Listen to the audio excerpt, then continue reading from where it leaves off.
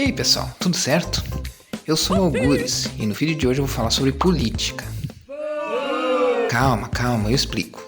Vou falar sobre como nossa ideologia política pode afetar nosso julgamento e até mesmo nos fazer interpretar coisas diferentes. Mas antes, se gosta de assuntos relacionados à mente, cérebro e consciência, se inscreve aí. Aproveita e ativa também o sininho para saber sobre novos vídeos quando eles aparecem. O que política tem a ver com o nosso cérebro? Tudo, é claro. É nosso cérebro que define a nossa identidade partidária. Primeiro, uma coisa tem que ficar bem clara. Apesar do nome, a identidade partidária não se aplica apenas a quem atua politicamente ou se declara com alguma ideologia política. Todos nós possuímos uma identidade partidária, quer ela esteja mais próxima de um dos extremos, quer esteja mais orbitando o centro. Esse comentário é importante para que você entenda que, quando falamos de identidade partidária, não estamos falando de política. Ou, melhor dizendo, não estamos falando só de política. Estamos falando da visão de mundo que cada um de nós tem e que serve como um guia para a nossa tomada de decisões. E isso pode ser bom e ruim, dependendo do caso. Tradicionalmente, a identidade partidária pode ser colocada em um espectro variado, onde de um lado temos os chamados conservadores, que normalmente agem na direção de manter as coisas como estão ou retomar as práticas passadas, e os progressistas, que normalmente agem em direção de mudanças. Nos Estados Unidos, os progressistas são chamados de liberais, um termo que no Brasil assume características diferentes. Por essa razão, nesse vídeo eu vou usar o termo progressista ao invés de liberal. Entre esses extremos, há níveis variados de identidade partidária que podem estar mais próximos de um ou de outro. E como você sabe onde se encaixa nesse espectro? Bom, tudo depende do que você pensa a respeito de ideias específicas como liberdade, comunidade, igualdade, diversidade, identidade e outros. O problema é que hoje em dia parece que esses dois lados não conseguem mais conversar. As explicações para isso são várias, assim como os potenciais culpados. Redes sociais, algoritmos, fake news, manipulação, sempre foi assim e por aí vai. Talvez todas essas explicações tenham sua ponta de verdade, mas a verdadeira questão é: as diferenças entre conservadores e progressistas são realmente irreconciliáveis? Não é de hoje que os cientistas tentam responder essa questão. Estudos demonstraram que conservadores tendem a valorizar mais segurança, previsibilidade e autoridade, enquanto que progressistas são mais facilmente atraídos por inovação, nuance e complexidade. Além disso, progressistas tendem a prestar mais atenção a informações incongruentes, especialmente candidatos da sua própria ideologia. Outros estudos também mostraram que o alinhamento político tem bastante a ver com como a pessoa vê o sistema político em que ele se encontra. Nosso cérebro tem uma tendência a se acostumar com determinada maneira de viver. Isso é uma vantagem evolutiva, pois permite que a gente se adapte a qualquer situação. Mas pode ser também uma desvantagem, se nos deixar acomodados numa situação ruim. Mas é ainda pior, quanto mais avaliamos um determinado sistema como bom, mais tendemos a ignorar ou aceitar injustiças e desigualdades daquele sistema. Esse processo cognitivo é conhecido como justificação do sistema. As evidências neurocientíficas também nos ajudam a esclarecer as diferenças entre comportamento conservador e progressista.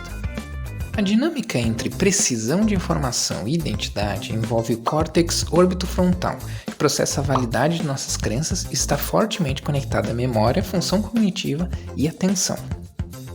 O volume de massa cinzenta no córtex cingulado anterior tende a ser maior em progressistas.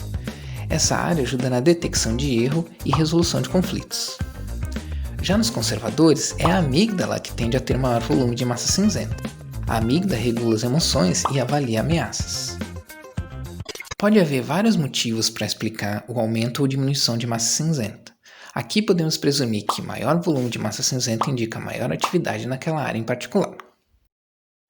Se você está se perguntando se alguém nasce conservador ou progressista, fique tranquilo. Raramente a biologia é tão determinista assim. Nossa identidade partidária não é definida antes do nascimento e se desenvolve a partir da interação com o ambiente. Ela é construída por uma mescla de nossas características individuais, como ser pai ou irmão, e nossa posição dentro de grupos, como patriota ou nerd. E todas essas características desempenham um papel na formação identitária. Tá, mas e por que estudar identidade partidária importa? Considerando as evidências, a diferença entre conservadores e progressistas não está apenas nas opiniões, está também na maneira de ver o mundo. e isso pode prejudicar nossa capacidade de avaliação. Um estudo de 2020 mostrou que a mesma informação é vista de maneira diferente por progressistas e conservadores. Não há nada de diferente na recepção da informação. Todos os órgãos do sentido funcionavam normalmente. O que acontece é que determinadas palavras ou temas despertam diferentes reações, especialmente na atividade do córtex pré-frontal dorso medial, responsável por processos cognitivos complexos, ligado a outros aspectos como resgate de memórias e teoria da mente. Em outras palavras, a chave não está no recebimento da informação, e sim na sua interpretação. A identidade partidária também afeta a memória. Um estudo americano de 2013 mostrou que progressistas tendem a lembrar errado George W. Bush tendo seguido suas férias após o furacão Katrina, enquanto que conservadores tendem a lembrar errado terem visto Barack Obama apertando a mão do presidente do Irã. São detalhes simples, mas mais importantes do que a gente pensa, já que nossa habilidade de tomada de decisão envolve principalmente nossas experiências e conhecimentos passados, que envolvem a memória. Nossa tendência de lembrar daquilo que reforça nossas crenças e esquecer do que contesta essas crenças vai fatalmente gerar falhas de julgamento. E nossa percepção também é afetada pela identidade partidária. No estudo americano de 2012, quando um grupo de pessoas viu um vídeo de um protesto político, progressistas e conservadores eram mais a favor da polícia dependendo da interpretação do objetivo do protesto. Se fosse, por exemplo, pelo direito ao aborto, conservadores queriam a ação da polícia. Se fosse um protesto contra o aborto, eram os progressistas que tendiam a querer intervenção policial. A força da opinião dependia do quão forte era a identidade partidária do indivíduo. Conservadores e progressistas pensam diferente, grande coisa. Isso não é novidade. Mas o fato é que ambos vivem na mesma sociedade e, embora a gente não queira admitir, estamos todos juntos nessa. Então, como conseguir conversar e chegar a consenso sobre coisas importantes? Os dados levantados pela psicologia e pela neurociência podem ser usados para ajudar nesse sentido. Por exemplo, sabendo da nossa tendência em querer pertencer a um grupo, podemos criar consenso mostrando que os dois lados são parte de um mesmo grupo particular. Somos todos brasileiros, somos todos humanos, ou filhos de Deus se você é religioso. Sabendo que conservadores tendem a se preocupar mais com mudança, pautas liberais podem ser abordadas levando em consideração o custo-benefício, ou mostrando que aquilo é inevitável, mas que temos a oportunidade de controlar como a mudança acontece. Por outro lado, sabendo que liberais tendem a dar mais atenção à nuance e complexidade, pautas conservadoras podem ser abordadas levando-se em consideração a complexidade do problema em questão.